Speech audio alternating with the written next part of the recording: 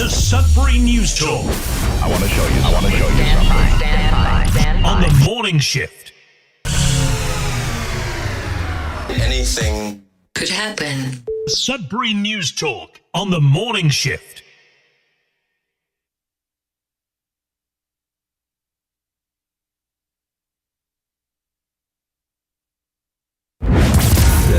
Ten, nine, eight, seven, six, five, four, three, two, one. All systems go. You're listening to Sudbury News Talk. I want to show you something. Stand by. On the morning shift. anything could happen. Sudbury News Talk on the morning shift.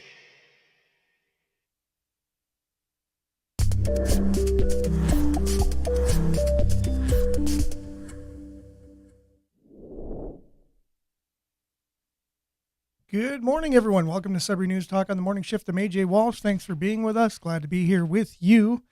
It's going to be a great day. As with every day, it can be a great day because it's up to us whether it's going to be or not. Depending on whatever happens, it doesn't matter. You can still choose to have a good day, and that's what I'm doing today. Just going to choose to have a good day. So, along with that, my good friend Kyan Lautenschlager, you might know him as World Peace. He's definitely one of the most positive people in the world. A friend of mine at work the other day said, "So, what's his thing, anyways? Like, why does he do what he does?" And a lot of people a lot of people listening or watching will know him through social media. He basically goes to different events or just drops in on anyone, anywhere, anytime, and just starts a chant, basically a positive chant about something, and usually about just being in the present moment. Don't worry about things, being grateful and thankful for things in life, and just makes a little chant about it, gets people to repeat it, and then basically has his hats and shirts and whatever that say World Peace on them, and he goes out and spreads the good news for no other reason other than to promote peace in the world. And so a lot of people are wondering what motivates this particular person, and I myself, through knowing him personally, knows that it's only good intentions to actually make the world a better place. And what else could be better than that? Just going around making the world a better place. So with that, great examples of people like Kyan. You know, how could you not be thankful for things and follow his example? So this show is epic. Have a great day, everyone. Well, thank you very much. Much appreciated. That's coming to us from YouTube, where you can join us live. YouTube.com/Sudbury News. Appreciate it. Here's another person on YouTube. That's one hell of an intro. Yeah, well, we actually got the intro twice this morning because I basically wasn't able to get it up and running. There's so many things to take care of in the show, and I didn't get the page up and running for the radio, and so I had to then go back and get it all up and running. And so those of you joining us on streaming video, either on YouTube or Facebook, you heard that intro twice. Usually I only play a little portion of it on the live stream on video. So yeah, it's made to be more for radio than for video. But yeah, so good morning, y'all. Thanks for being with us. Thanks for being with us again, David. Thank you very much. And so, yeah, so just talking about my friend Kyan and his kind of mission in life. It's not that he got it from any organization or he belongs to anything in particular. He's his own force to be reckoned with. He just goes out there, gets it done. And anyways, love the example. So you're listening to us live right now on CKLU on the radio, 96.7 FM. You could also stream us if you click the Radio Player Canada app. The player will open and you can stream us that way, or You can watch us live, YouTube or Facebook, or on our website, Sudbury News, Sudbury.news. I'm not sure if it streams, though. We're still working on that. You can watch it afterwards. I know that for sure. But streaming on our website, it's a work in progress. Jerome, good morning. You're doing a great job. Oh, thank you very much. Much appreciated. We'll be joined momentarily by Brian Poulet, who offered this morning. He said, hey, anyone on the show this morning? I said, no. And he said, hey, I'll be coming on then. So glad to have him as a co-host this morning. Glad to have you with us. So make sure to like, share, subscribe, all that stuff, follow, and get the word out, because the more the people we have watching the show or listening, then can chime in and be part of the show. This is your show. It's a community conversation. So with that, let's get on with the show. Weather, sports, headlines, a little bit of chat, breaking down the headlines. I think Nick is sharing the heck out of this at the moment. So we should expect quite a few people coming on here. So thank you very much, Nick, for doing that. Much appreciated. Whenever you share our show, it just goes totally viral. And we really appreciate that. So we're looking forward to having you on the show the next time you're available as well. So you're always an amazing co-host. So without further ado, let's get into some weather. Let's get into sports headlines and more right after this.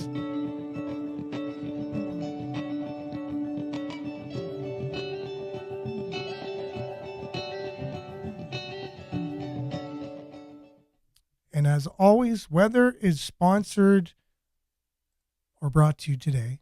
It's not sponsored. It has no money, but it's brought to you today by sudburyweather.ca, which is on our website, sudbury.news. Currently, it is -3 degrees, feels like -4, so not much of a wind chill. Humidity is 94%. Today, cloudy.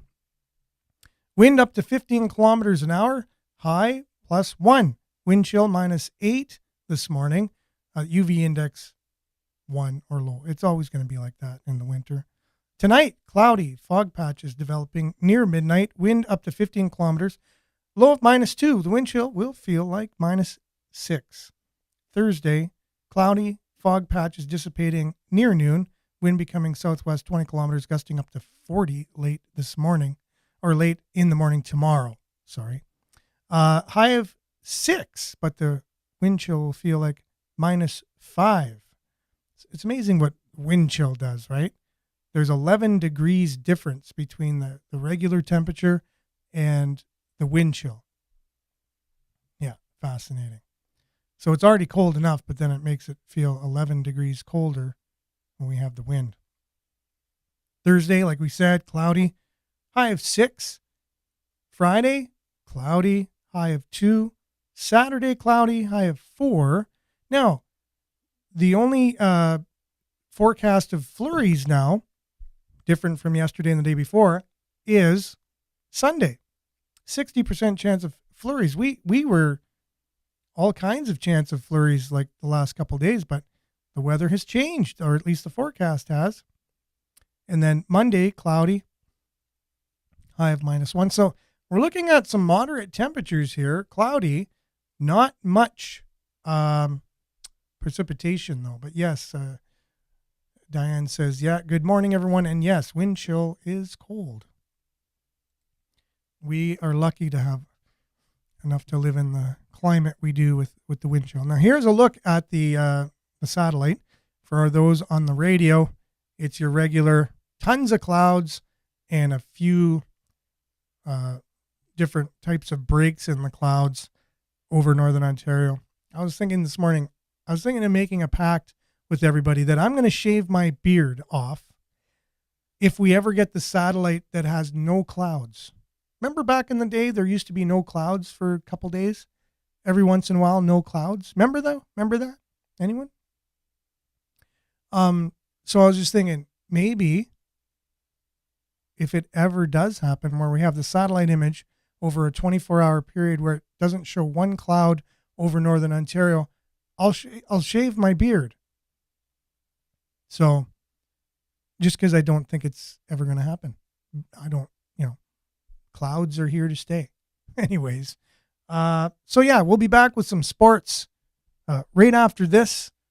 Sudbury weather brought to you by sudburyweather.ca. And yeah, we'll be back with sports, and then Brian Poulin right after that, who is saying good morning, everyone. Good morning, Sudbury campers. I guess that's going to be his tagline going forward. We'll be back right after this with some sports.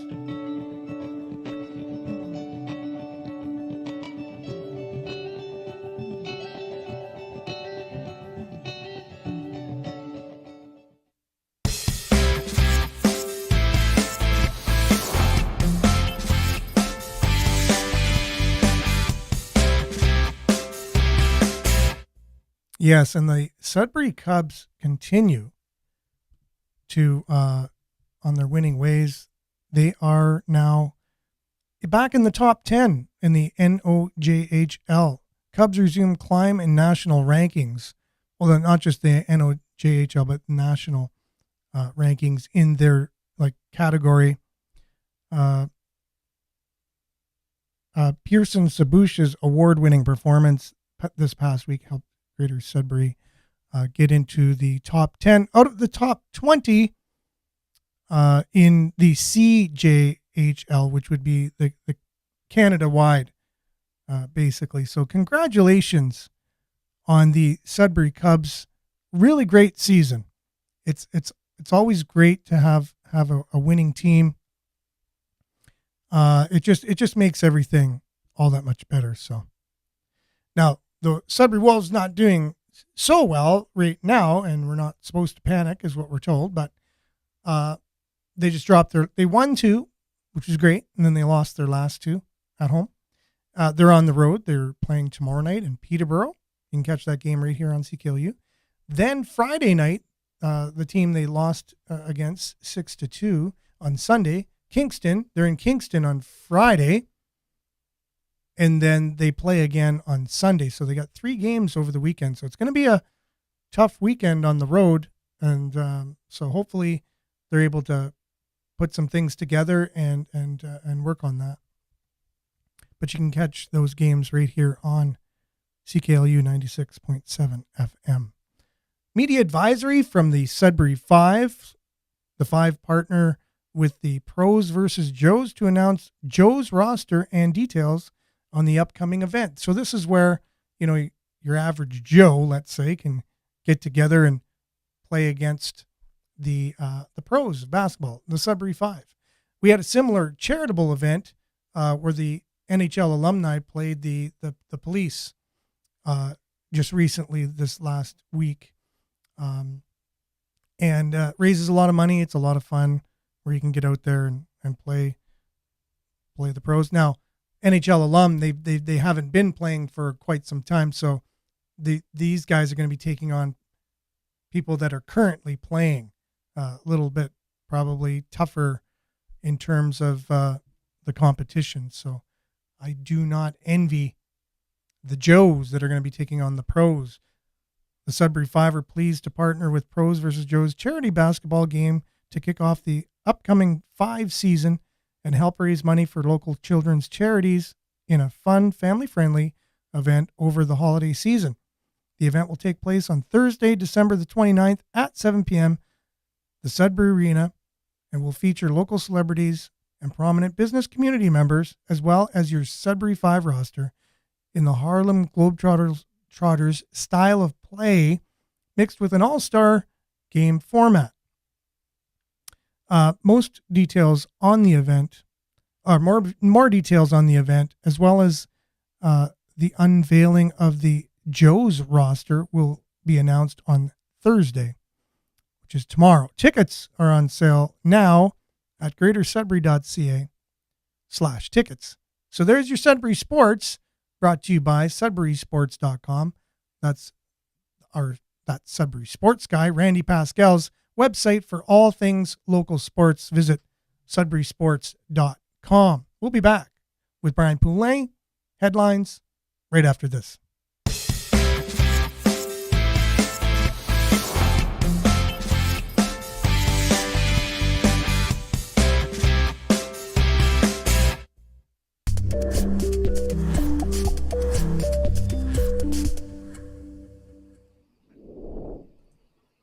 right, I can hear Brian's mic is working this morning. So good morning, Brian. How are you doing today? Good morning. I'm fine. Thank you. Very fine. Good. Very fine day. It's a very fine day. And you know what? The finer the day depends on the person, you know? Like you could Right. be having a terrible day right now, Mhm. but you're not. It all depends how I plant my feet on the ground in the morning. That's it. Right. It depends, you know, where your feet And are, my attitude. Mm. where your mind is, where your heart is, you know, where you're at emotionally, spiritually, physically, all that. It's just something that we need to take care of in order to be positive, and especially these days when things get, you know, more and more challenging financially for a lot of people. You know, a lot of people worried about their health these days. You know, things going on.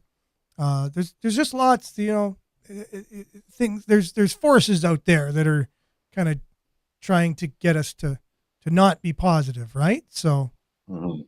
or it So seems many- that way. So many things. Yeah. Yeah. So it's up to us to basically take care of ourselves in all of those ways, physically, spiritually, emotionally, socially even. And this gives us a chance even through here, right? Like even Mhm. just chatting in the morning, you could be by yourself, I could be by myself, but we're all This here. really is the highlight of the day for me. And so- Yeah, we got a bit of a community here. We're all online, we're all talking to each other and whatever, and it's a good way to kick off the morning. I was taken let's see here. Oh, I was taken to a 5-game last season, not expecting much, but man, I'll be there for the Joe versus Pro game and take in more of the new season. Go Joes. Yeah, so Go that's Joes. Jerome. It is really great. Sudbury 5 games, you know, and this is a different, you know, thing than the Sudbury 5 game. It's just going to be like a Harlem Globetrotters, you know, event. Have fun, but there's going to be a game too. But the atmosphere is cool. The whole basketball, transforming the Sudbury Arena into a basketball venue is just incredible. It's really cool. Just the idea of Harlem Globetrotters theme going on and that sort of activity. Yeah, it's in the Interesting. it's in the format of that, just kind of having fun. Have you ever been to a Harlem Globetrotters game? No, It's I can't. it's fun. And these guys are good. Like these guys are ex NBA players, or they played Mm. pro at some point or some level, and they can do all kinds of, they got all kinds of skills, and so they just have fun though. You know what I mean?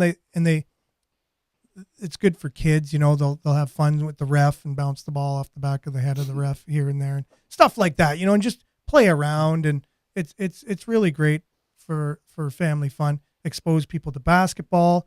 Just get out, get some popcorn. It's a cheap night out. Raises money. In this case, raises money for a good cause. So it's just good all around. Speaking of good all around, I just want to let everyone know we have a special guest coming on Friday. Judy Strawn, who has just penned and finished the play Little Skidoo. So it's based on the song Little Skidoo.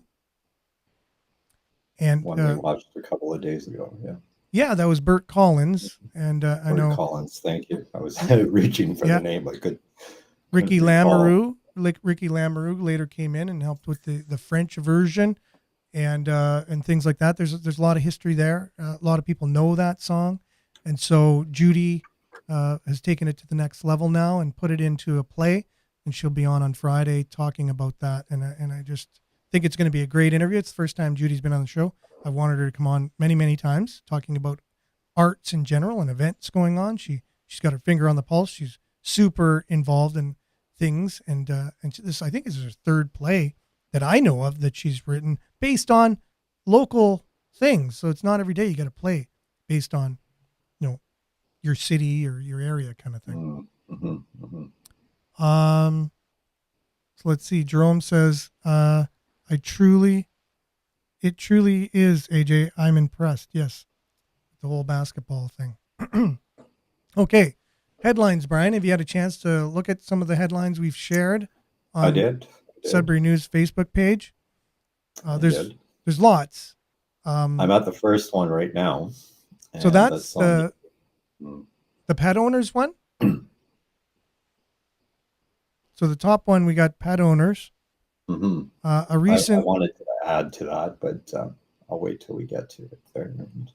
well, we might as well just dive right in. A recent poll found pet owners may love their animals, but more and more are feeling the pinch when it comes to visiting their vet. So locally, I don't know, we probably have some people on the show here that aren't necessarily from Sudbury. A lot of times when Nick shares it, we get people from all over the world. And so I think no matter where you live in the world, you're probably going to experience this same thing where through the pandemic, a lot of people picked up pets. I found like pet ownership really increased because people were at home. A lot of people single, even couples or whatever, just with no kids or whatever, and just needed that extra companionship. And pet ownership just went through the roof. And so a lot more people own pets these days. But I shared I have a video on that with CTV talking about it. Let's just chime in there, and we'll break it down, and whatever you wanted to add to that, Brian, we'll just give you carte blanche, which is French. In other news, pet owners certainly love their animals. Everybody knows that, but many are feeling more and more of a pinch when it comes to the costs of a visit to the veterinarian. A new survey says pet owners see the value and the quality of vet visits, but they don't like the cost. More from CTV's Ashley Bacon. Total over the last 3 years, probably 40,000. Philip McCullum and his partner Emily have learned the hard way about pet care and not having insurance. Over the last few years, they have spent an eye-watering amount of money trying to give their pets the best life possible. He says in hindsight, he wishes they knew more about pet insurance. We pay them, but it takes time. And we just didn't inquire soon enough about insurance for the dogs, and perhaps we should have.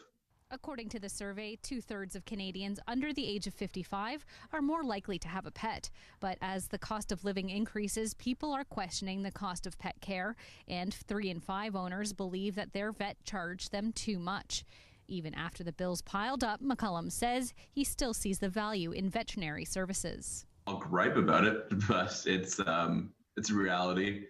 You're paying for very specialized care, and the vets work hard. It's life or death. A lot of these situations we've been in. This coordinator from the Sudbury SPCA says there needs to be some financial consideration before adding a new pet to your household. A lot of folks come in and ask specifically about pet insurance, and we always do recommend it because it can save a lot of large costs in the future. It can help mitigate those costs right off the bat, and some insurance companies will even work directly with the vet. She says when you adopt from places like the SPCA, you avoid a lot of upfront costs of pet ownership. All of our animals are coming to you spay and neutered, vaccinated, dewormed, and defleed with a microchip as well. So a lot of the big costs that you're going to see up front in terms of taking care of an animal are already covered under the adoption fee. Although the cost of living continues to rise, according to the survey, pet ownership and pet adoption hasn't slowed down. According to some pet owners, the cost of companionship is worth the price. Ashley Bacon, CTV News, Sudbury. So there you have it from the horse's mouth. No pun intended. So did you hear that 3 out of 5 people thought that they were getting kind of more gouged? Did that surprise you, Brian? They thought they were getting charged too much? Not at all surprised. My mom is a pet owner, a companion owner of sorts, a furry owner, and she has a cat who's 12 years old. I call her Miss Kitty. Excuse me. Yep. And this is what my mom finds, that often they're gouged, and often for things that are unnecessary. But that of course, boils down to the practice itself, to the doctor and whatnot. But it's high, though. I think there's a lot of money. It's high. It's specialized care. Yeah. So like our friend said here in the interview with CTV News, so it's specialized care, and then you have pet insurance, right? And even that, I think is it's you have to be careful in the waters you tread there. I would recommend anybody who's listening, who's facing, vet care issues or whatnot, Marketplace, CBC Marketplace had did an investigation. I can't pull up the date exactly, but if you go to the CBC Marketplace website and do a search for veterinarian care, they did an investigative report on vet care, Okay. vet practices and gouging and things like this. But more importantly, what I wanted to bring to people's attention was another article, because when I saw this article here that you posted, it reminded me of another article published on Sudbury.com, and I'll just maybe switch my screen here if I can. That was published on September 22, and this was a letter from a local resident who finds vet care hard to come by in Sudbury. So it's almost not so much about dealing with costs, things like this, but more or less vet care that's hard to come by. I know this girl. Her name is Nadia Shirianda. Mm-hmm. I guess that's how you pronounce it. But I worked with her when I worked for telehealth here in Sudbury. She was a colleague, and she has two elderly pets, well over 10 years. And she specifically has a tabby, a cat that has a mass growing on her. And so Nadia goes on to talk about, that she's fortunate to own these pets. And but she found that there wasn't sufficient care, like she wasn't able to find a good veterinarian. And if you read through the letter, you'll find that she was just bounced around. Like, no, we have no space. We have no space for new patients, et cetera, et cetera. So, when I saw that article, I was like, wow, this is almost the exact opposite. Like, well, not the exact opposite, but here we're, these people are obviously getting their pets cared for. Well, that explains the cost then, because supply and demand, right? Like if there's not that many vets out there and you don't have the selection, they obviously then can charge more. So that explains the higher cost right there. If we're short on the amount of veterinarians we have. So, and I think that's Canada wide, as far as I know. I don't think it's specific just to Sudbury. So. And then on the point that you made with during the pandemic, there were a lot of adoptions, and a lot of people getting rid of them after the pandemic, where the shelters were just filling up. Exactly. And I know a few people that were forced to to re-put them up for adoption because, well, they made good companion pets at the time. But again, the cost, right? The cost to take care of your animals is great.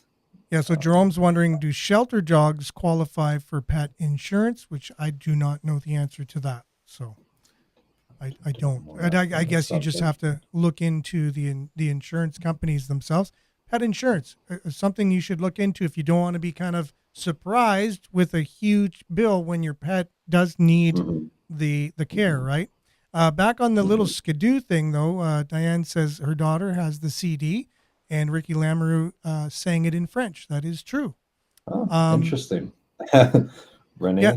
Ricky Lamoureux just passed away. Lamoureux. Yeah, he just passed away September. I just looked up his name and found his obituary. So my condolences to the family there. Ricky Lamoureux just passed away in September this year. So just 2 months ago. So anyways, and they are a family. Yeah, that's correct. The ones that did Little Skidoo kind of thing. It was Bert Collins and his daughter married Ricky Lamoureux, as far as I know, and they all kind of worked on that and recorded it. And we're going to get the full story and more on Friday, so everybody tune in then. Another story I shared, Brian, and I thought was relevant was the shortage of children's medications and the explanation from the industry expert, a person that's in the industry that supplies most of Canada with they go out and get the medications and make sure that they're sold to the pharmacies. So I thought we'd listen in on that interview. CTV did that, and my good friend Tony Rima interviewed her and asked some pretty poignant questions. I was really impressed with his questions. Don't usually get that. It's usually kind of just surface level interviews with on these types of things, but I was really impressed. So let's just have a look at that, and we will we'll break it down a bit. So I just have to get that up on the screen here, and we'll be good to go. There we are. Here we go. Showtime. Much needed children's pain medication is set to arrive this week. Last week, Health Canada announced its source and international supplier for children's Advil and Tylenol. That's because so many parents were scurrying around to find medication for their children, some even crossing into the United States to get the pain meds. So why are we in this predicament anyway? To talk more, let's bring in Christine Donaldson. She is the Vice President of Pharmacy for Health Pro, a company that helps procure pharmaceuticals for 1,300 healthcare facilities in Canada. And she joins us from Oakville. Thanks for being with us, Christine. Thank you so much for having me. Pharmacies and other stores have short supply of those pain relievers, as I just mentioned. How did we get here? Why are we where we're at? Yes, thank you for the question. And as a parent myself, and of course as a pharmacist, I can only imagine how much anxiety and challenges are out there today for our parents. But really, it was, as you've heard already, a bit of an earlier spike to some of our respiratory illnesses in the summer. Usually, we expect those children to get that types of sickness in the fall and winter season. So, really it was a bit of an earlier time frame. And as well, that's usually the time when our suppliers are actually trying to produce those needed medications for that fall and winter season. So it was a combination of those factors, I would say. Were those suppliers not making enough of the Advil and the Tylenol? Are they not made in Canada solutions? I can reassure you and the listeners out there that we do work with many global suppliers, and some are domestically produced, and some of the products we're talking about are actually made here in Canada. So yes, they did try to respond quite quickly and increase the levels that they were making in their manufacturing plants. Unfortunately, the demand was almost 3 to 4 times normal. And, so again, still trying to play a bit of a catch up there and really meeting what parents are looking for out on their pharmacy shelves. But good news is coming, as you know, and Health Canada, through the amazing work, has approved both a product coming from the US and also from Australia to come very soon in the next few weeks into Canadian shelves. And I understand the Advil manufacturer is the same company that produces the influenza vaccine and pandemic vaccine. So could that be partly responsible for not enough supply? I can see where your line of reasoning is going, that there may be some connection, and clearly having to prepare a vaccine for a global pandemic has definitely been an unexpected, increase in all the different types of productions that we would expect for pharmaceuticals. However, I do not think that those two would be necessarily linked in this case. I think it's a good question, though.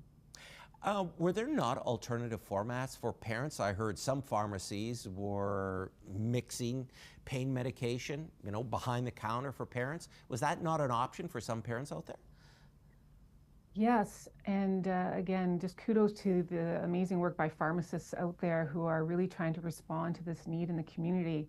And as you said, I always encourage parents to go in and speak with their pharmacist one-on-one, and they can get actual, advice specifically for their child, based on their weight and their age, to make sure that they're getting the exact right dose for their child.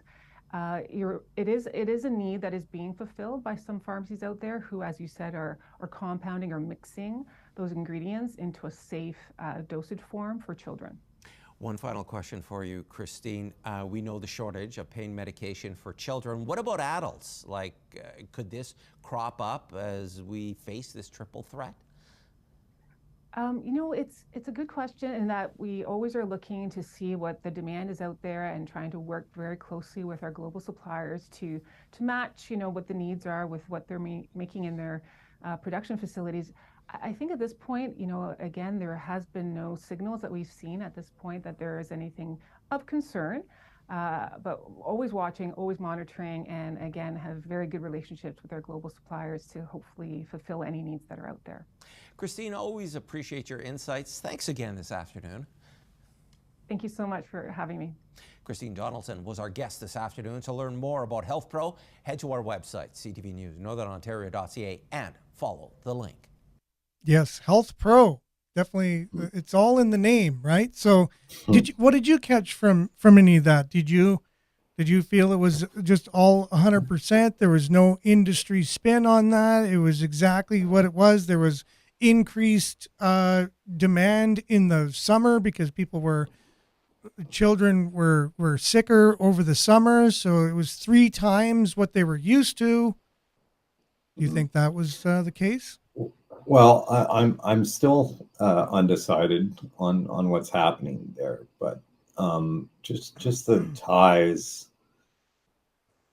Well, I just learned this morning, just seconds ago, really, that the manufacturer of Advil is a pharmaceutical company.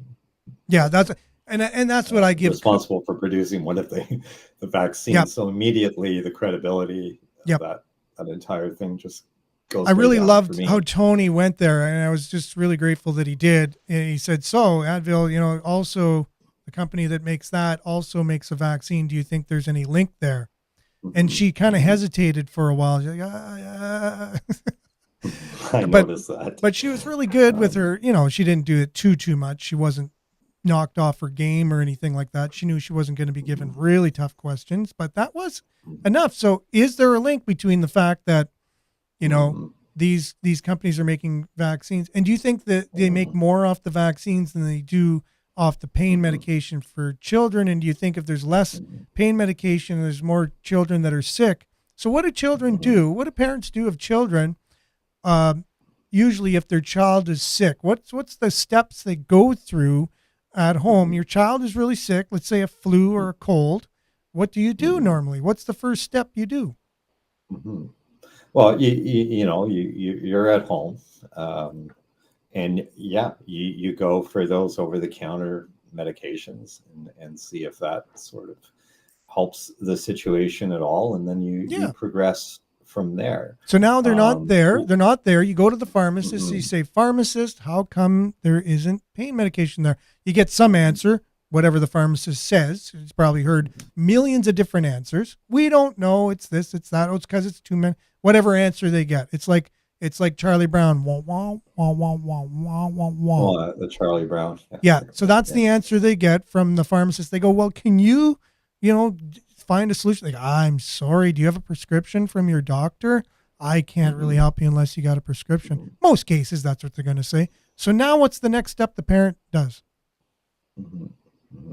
with their sick take child? Your child to possibly the clinic. Or even depending on the severity of the illness. Or emerge.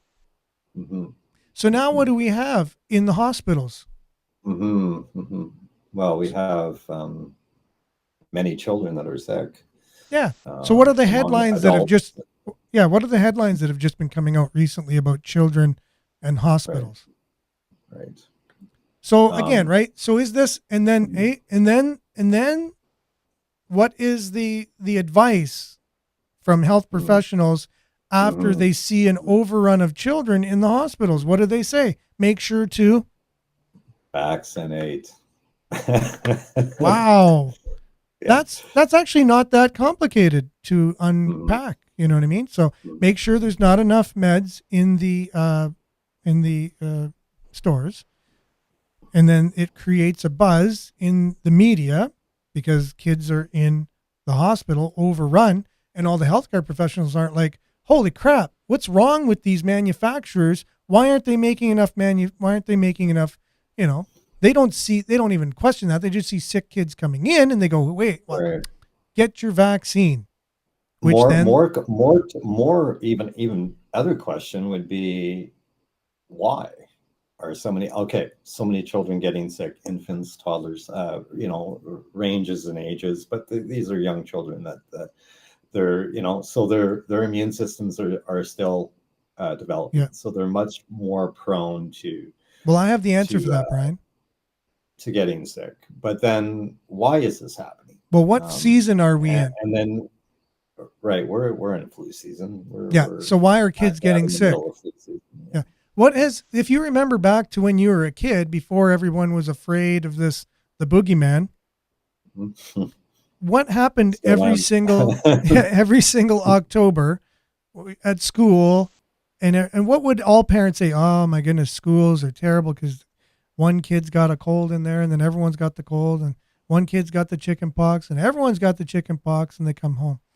So we somehow forgot our history of just normal normalcy where people do get sick. We're trying to, I guess, imagine a world where nobody gets sick, which I don't think is terrible, but I don't think it's plausible. I think people still get sick, but the way we're handling it is just, I think it's bizarre.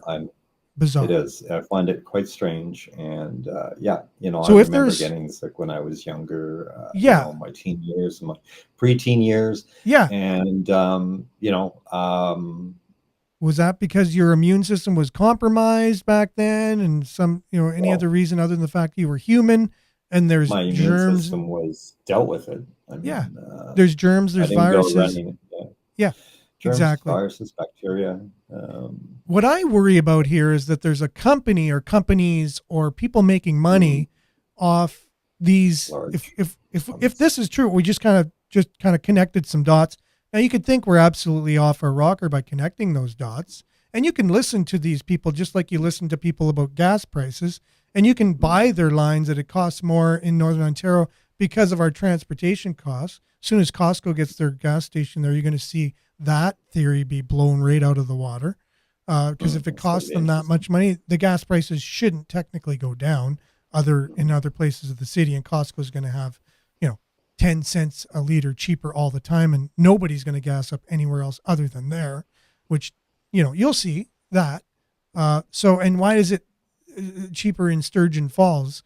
How much more north is Sturgeon Falls or less north than Sudbury? So the people that buy those kind of people's answers are the same ones that could possibly be buying these people's answers on what the reason is for shortages, other than the fact of there's a lot of things going on behind the scenes. What is happening here? It's the same thing as Laurentian. Laurentian. Really happening behind the scenes. If I That's could be right. a fly on the wall. Exactly. Sort of thing. It's the same thing with Laurentian University. If you were to kind of question things before things hit the fan and go, I think something weird is going on behind the scenes there. And then a spokesperson comes out and says, no, nothing to see here.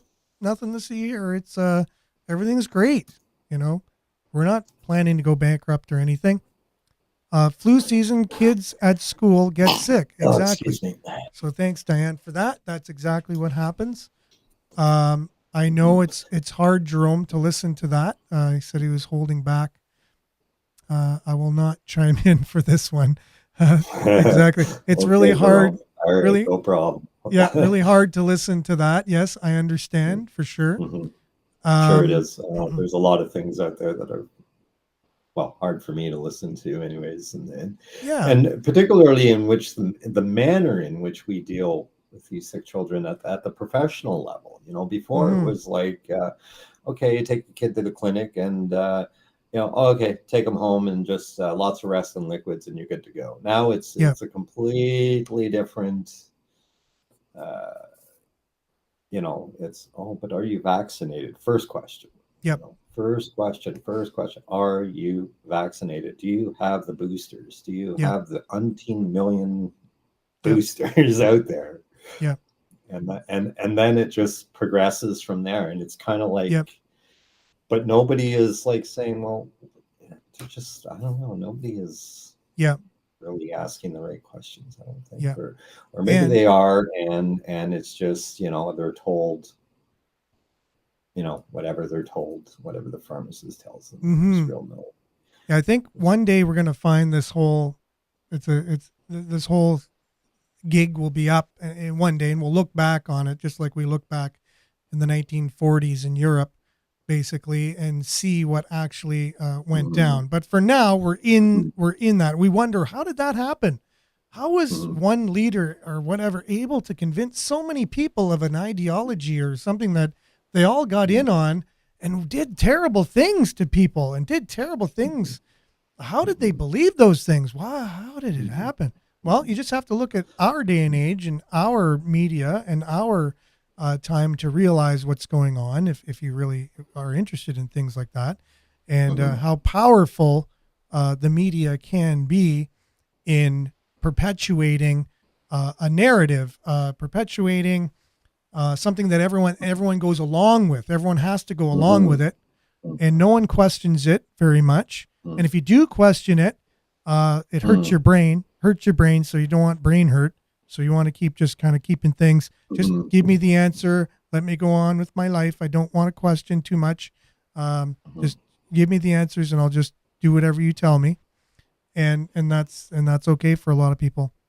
I was going to play the professor from North Bay. He had a really great little rant about drugs and driving with drugs, and the fact that he will not get in a vehicle anymore because he's afraid that, all these, now that drugs are, marijuana is legalized, that we got a lot of people driving under the influence of marijuana. It's bad enough that when we had alcohol, but now, there's also marijuana. He's like, how are the police going to actually monitor this and whatever? But so one of the stories here from the Sudbury Star was off-duty Greater Sudbury police officer tracks drugged driver.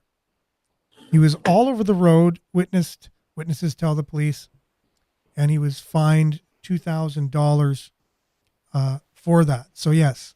And then also drinking driver, which I don't understand the English in that, drinking driver, told Sudbury police officer he would take a taxi, and then he didn't. So the story with that just came up in court recently, and the person was charged. Happened a year ago. But I guess he came out of a bar, him and a lady friend, and the police officer was there, and he says, I hope you're not going to be driving tonight. He goes, oh, no. I'm going to be taking a taxi. Don't worry about me. But you're under the influence, and maybe, yeah. So he went back inside, or went into another. Let me call you that taxi. Yeah, exactly. Yeah. He went into another establishment, had another drink or two, him and his, companion.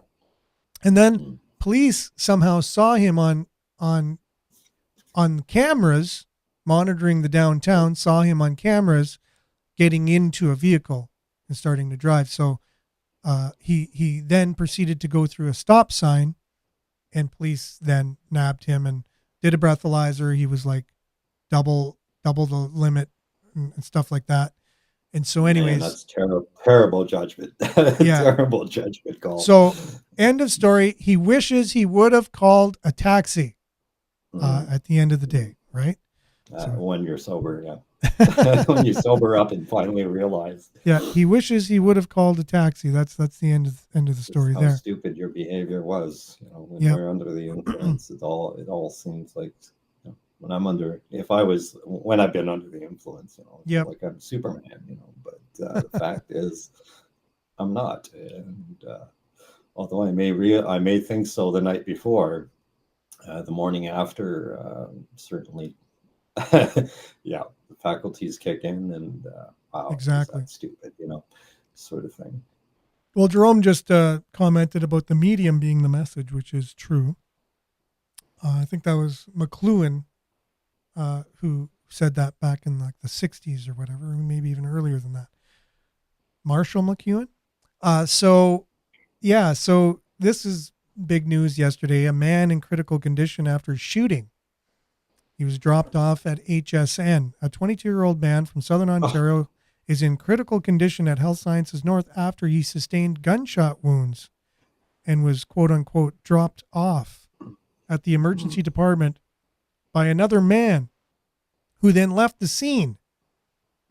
Police report that around 11:55 p.m., November the 21st, so this wasn't yesterday, it was the night before, police officers were dispatched to Health Sciences North After a man who had sustained gunshot wounds was brought into emergency department, the man dropped off by another man who immediately left the scene. They arrived at the hospital in a red SUV.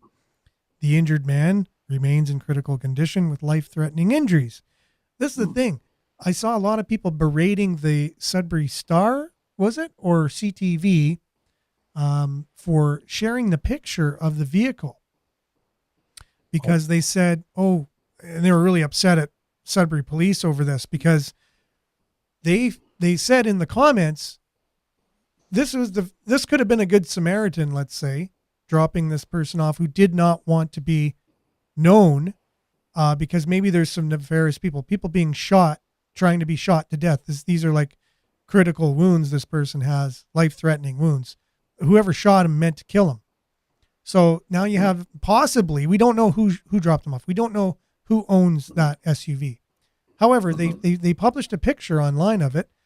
And let's say these were really bad people who shot this guy. And they now want to find the person who brought him to the hospital. They were saying the Sudbury Star made that easy, or CTV made that easy for these people to see. And maybe they recognize the vehicle and they know who dropped him off by the picture. And now this person's life is in danger. So some people were really upset at doing that. I don't know. I have mixed feelings on it myself, but it is something that could happen, right?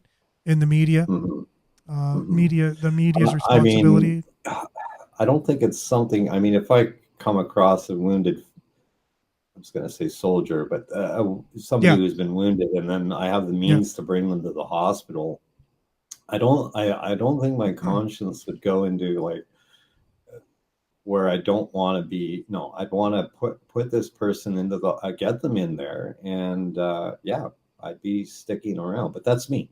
Yes. I'm blown away that this person just drove off, whoever they are, whatever their relationship is to the person that got shot. Yeah, a lot of the comments were like, this person more than likely is involved in the drug trade or human trafficking trade, as this is becoming more prominent in our society. Obviously, people don't just get shot every day. It's shot to death, maybe a hunting accident or, a dispute at home between, people, or someone getting upset over in a relationship possibly, but it's usually not, it's not normal for people to go to the hospital being shot. So we'll keep our finger on the pulse, no pun intended there, on that story. And we're going to slide into home base here with our final, and hopefully a speedy recovery to exactly. And then we can find out to the injured and what this person's all about. Learn more. Yeah.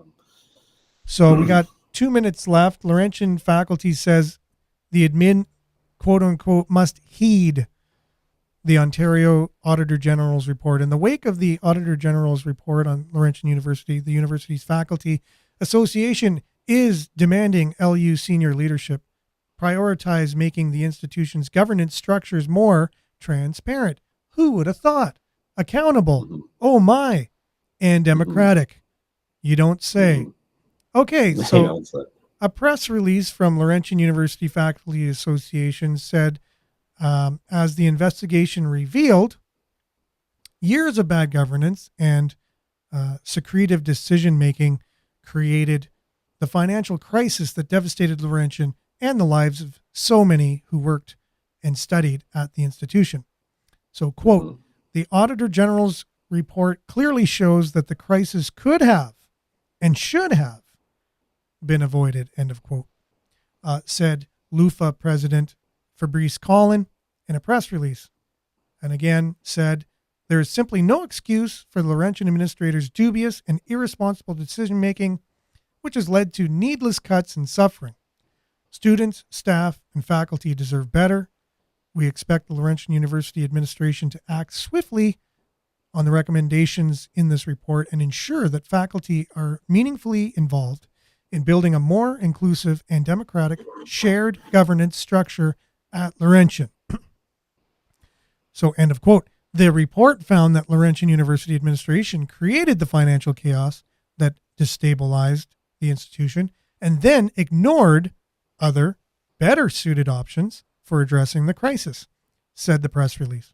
Instead, the Auditor General found that the lack of proper governance, oversight, and transparency allowed senior administrators to do an end run around the institution's democratic structures and use the Companies Creditors Arrangement Act, or the CCAA, to fundamentally dismantle the university by cutting faculty positions and programs. So that's the thing. The Auditor General said the faculty's wages were on par with all other universities, and the senior administration was saying that was one of the reasons why they went bankrupt, is because faculty, costs were way too much. But the report actually said senior administration was way above what it should have been, and their hiring practices, they actually changed their policies and things to get around hiring senior administrators who they didn't even know what their jobs were about. So they didn't have clear job descriptions or titles. They didn't really know what they were there. They were making lots of money, but no one really knew what they were doing.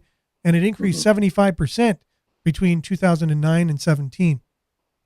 The senior administration wages and amounts of people. So it was top heavy, extremely top heavy. Anyways, so here is the Laurentian University Faculty Union president, obviously going to be ticked the heck off. And unfortunately, I'm ticked off too. And we need more transparency. We need more democratic process, and we need these, things instituted to make sure it doesn't happen again. But unfortunately, we're out of time, Brian. We are. So we'll have to unpack this some more. We'll keep unpacking it as time goes on. You got the last word. Absolutely.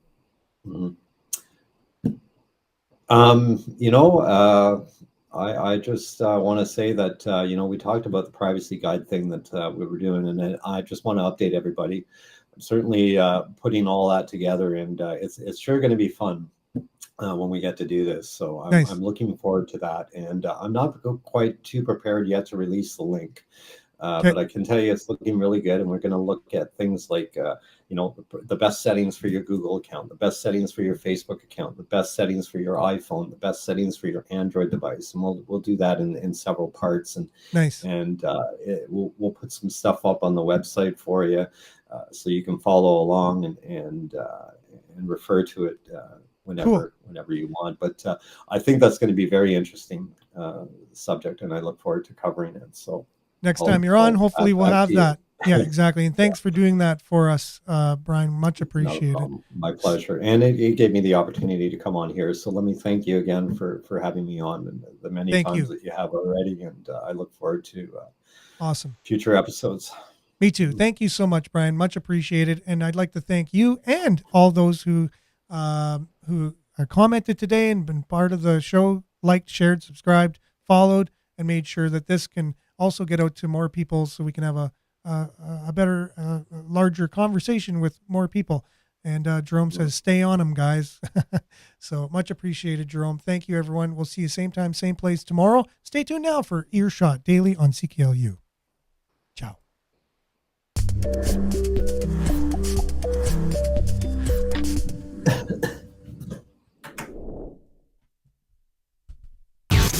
This is Sudbury News Talk on the morning shift.